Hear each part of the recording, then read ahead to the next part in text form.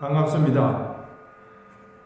제가 그동안에 동국대학교 불교대학 선학과 교수로 32년 동안 재직하면서 대학원 석사 박사 과정에 교재로 사용했던 1200년에 출생한 일본의 조동종 계산조인 도원선사, 도겐선사의 정법안장 소보견조라 합니다마는 이것이 전체가 95권입니다. 이것을 제가 그동안에 2000년 6월 6일에 1권을 내었고 2012년 6월 6일에 2권을 내었습니다. 이번 2020년 6월 6일에 3권과 4권을 함께 내어서 소개해드리고자 합니다. 성철 큰 스님께서 제자들에게 일체 모든 책을 보지 못하게 했습니다. 그러나 이 정법안장, 도견의 정법안장을 공부하기 위해서 일본어를 배우라고 했고 정법안장은 반드시 읽어야 한다라고 얘기를 하셨습니다. 수행자로서, 선수행자로서, 참선납자로서 또 선학을 공부하는 사람으로서는 반드시 이것을 읽어야 한다고 말씀하셨습니다. 또한 서홍스님이나 또 법정스님 같은 분도 이것을 보고 법정스님도 이것이 한국어로 출판되기를 간절히 바라는 말씀이 계셨습니다. 그런데 이것은 1200년에 도원선사는 일본에서 태어났습니다. 1253년에 돌아가셨는데 즉 우리 나이로 하면 54세에 돌아가셨기 때문에 원래 100권을 내려고 했는데 95권밖에 내지 못했습니다. 대단히 양도 방대하고 내용도 어렵습니다. 원문은 우리 훈민정음과 같이 일본 고전으로 한문과 섞어서 쓰여 있기 때문에 대단히 난해한 문장들이 많습니다. 그래서 이 정법안장을 보지 않으면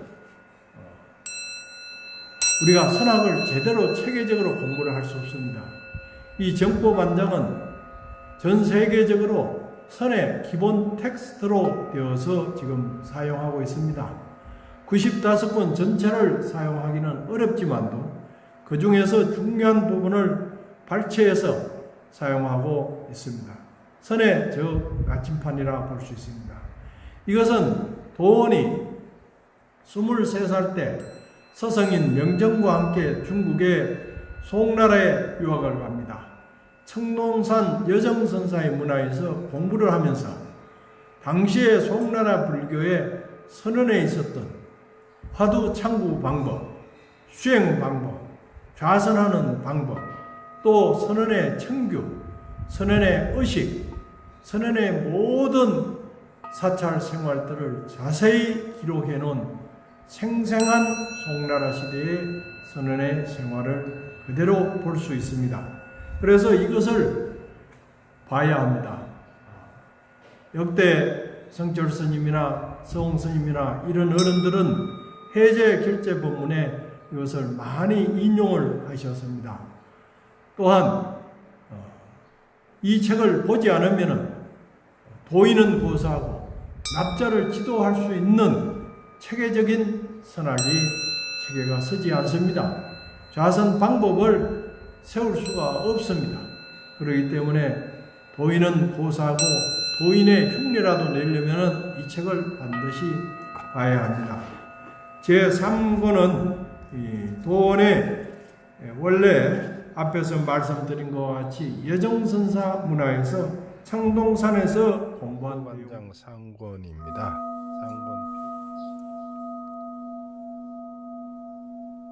상권의 목차입니다. 그리고 시작은 이와 같이 되어 있습니다. 저자에 대한 소개가 정법안장 강의 편찬 위원회를 구성했고 또한 판권은 이와 같이 되어 있습니다. 제3권에는 18, 18권 신불가덕권을 시작해서 24권 불교권까지 쓰여져 있습니다. 신불가득이라는 것은 두 번의 설했습니다. 앞에 신불가득과 또 구분하기 위해서 후신불가득이라 해서 19권에서 설하고 있습니다. 이것은 덕산 성감이 용담 순신을 찾아 배가 고파서 어떤 노파에게 떡을 구해서 점심을 먹으려고 합니다. 그랬을 때 그 노파는 덕산에게 묻습니다. 스님께서 가진 그 보따리가 무엇입니까?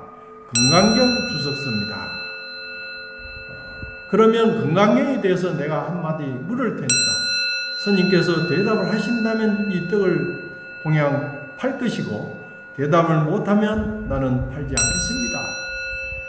과거신 불가득, 현재신 불가득, 미래신 불가득인데 스님은 어느 마음에다가 점을 찍기 위해서 점심을 달라고 합니까? 그러자 덕산 스님은 거기에서 확 막혀서 한마디도 못합니다. 우리나라에서는 덕산이 깨달음을 얻지 못했고 노파는 마치 깨달음을 얻은 사람처럼 얘기를 하고 있습니다. 그러나 이 정법안장에서는 노파도 깨달음을 얻지 못했다. 그러면은 덕산 스님에게 다시 그것을 나에게 물어보십시오 해서 답을 주어야 합니다. 그러나 노파는 단순히 떡을 팔지 않고 가버리고 맙니다. 이 점에 대해서 우리 한국 선언에서 얘기하는 덕산과 노파의 관계에서 상당히 차이점이 있습니다. 또 덕산은 용담을 찾아가서 용담을 만났을 때 용도 없고 뭣도 없다라고 합니다. 이 금방진 덕산을 보고 용담은 밤에 갈 때 촛불을 들어 전송합니다. 캄캄한 밤중에 촛불을 들어 보였을 때 주위가 밝게 됩니다. 그러나 확 불어 꺼버립니다. 그때 덕산은 깨달음을 얻게 됩니다. 이 도원은 정법안장에서 만약에 덕산이 용담의 문화에서 그날 저녁 떠나지 않고 그대로 머물러서 수행을 했다면 방으로 제자들을 가르치는 이런 거칠은 수행 방법으로 지도하지는 아니했을 것이라고 얘기를 하고 있습니다. 이러한 점에서도 상당히 차이가 납니다. 다음에 후심불가득입니다. 이 후심불가득에서도 남양해충과에 대한 얘기도 나오고 있지만도 대충국사인 남양해충과 대의삼장과의 문답관계를 얘기하면서 이것을 얘기합니다. 다음에 20번째는 고경의 장입니다. 고경의 장은 기와를 갈아서 거울이 되게 한다는 얘기입니다. 그것은 바로 기와장인 자기를 갈아서 거울이 되며 성불하는 것을 얘기합니다. 기와장은 흙으로 된 기와장이 아니라 자기 자신을 얘기한다고 도는 말합니다. 다음에 간경장은 경을 보는 데 대한 얘기입니다. 그러면서 특히 선언에서 대중공양이 들어왔을 때 선방에서 안것도중에 대중공양하는 방법에 대해서 자세히 설하고 있습니다. 우리나라 선언에서도 이러한 방법을 많이 활용해야 된다고 생각합니다. 지금 우리나라 선언은 결제기간에 대중공양을 가면은 마치 죄 지은 사람처럼 거기에 들어가지도 못하고 그냥 전하고만 옵니다.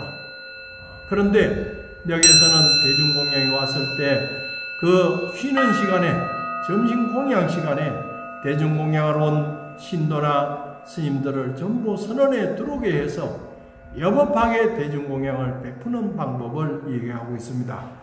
우리나라 선언에서 반드시 이것이 복원되어야 된다고 생각합니다. 다음에 22번째는 불성장입니다. 불성권입니다. 불성권은 대단히 중요한 것 중에 하나입니다.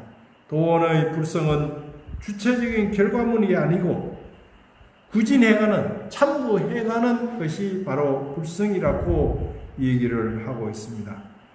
다음 23번째는 행불위입니다. 부처님의 위에 대해서 얘기를 합니다. 여법한 위를 가졌을 때 바로 우리는 많은 사람들에게 감화를 줄 수 있습니다. 실천하는 부처님의 모습이고 혹은 부처를 실천하는 모습으로 이해할 수 있습니다. 결국 철두철미하게 부처를 실천한다고 합니다. 옛 어떤 스님들은 속에 돈은 들지 않았다 하더라도 위의를 갖추어라고 얘기를 하였습니다.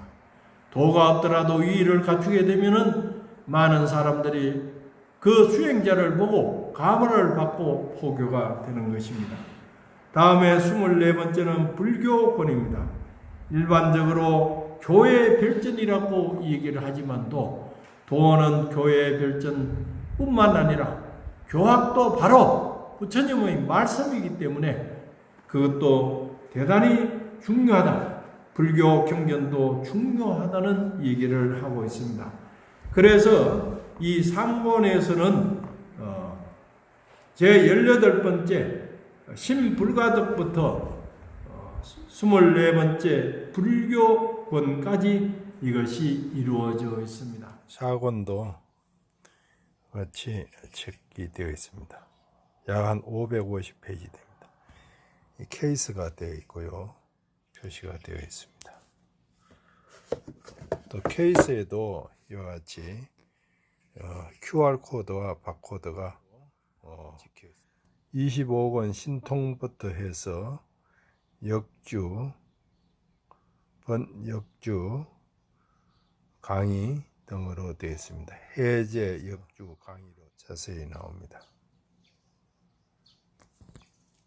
이 책을 출판하는데 역주 정법원장 강의 편찬위원회를 구성해서 편찬위원들이 많이 수고했습니다. 사고는 25번째 신통에서부터 시작해서 26 대오, 27 좌선잠, 28 불향상사, 29 임마, 30 행지. 행지는 분량이 많습니다. 상하권으로 되어 있습니다. 이것은 신통은 소신통과 대신통이 있다고 했습니다. 신통이라는 것은 하늘을 날아다니고 천안통을 얻고 천이통을 얻는 것만이 신통이 아니라 우리가 일거수일투족 숨쉬고 걸어다니고 움직이고 하는 이 자체가 신통이라고 도는 얘기를 하고 있습니다. 이것을 우리의 일상생활 이 자체를 신통으로 보고 대단히 소중하게 여겨야 된다고 말하고 있습니다. 다음에 26권은 대오입니다. 큰 깨달음이라는 것입니다. 불교의 최종 목적이 바로 깨달음입니다. 도대체 여기서 말하는 대오라는 것은 무엇일까? 도는 분명하게 대오를 하려고 하는 사람들은 대오를 할 수 있다고 합니다. 큰 깨달음을 얻기 위해서 큰 원력을 세우면은 반드시 그 결과가 나온다라고 얘기를 합니다. 다음에 27권은 좌선잠입니다. 좌선의와 좌선잠이 있는데 좌선의는 좌선을 하는 수행의 자세, 앉는 방법 이런 것을 주로 얘기하지만 좌선잠은 수행하는 좌선하는 마음가짐에 대해서 얘기를 하고 있습니다. 다음에 28권은 불향상사입니다. 불향상사라는 것은 바로 신심탈락입니다. 몸과 마음을 다 탈락이라는 것은 해탈했다고 합니다. 도는 여정선사 문화에서 신심탈락이라는 말을 듣고 탈락심심이라는 말로 대꾸함으로써 깨달음을 인가받게 되는 것입니다. 바로 깨달음을 얘기하는 것입니다. 다음에 임마라고 하는 것은 그와 같이 이와 같이 그와 같은 이와 같은 이라고 합니다.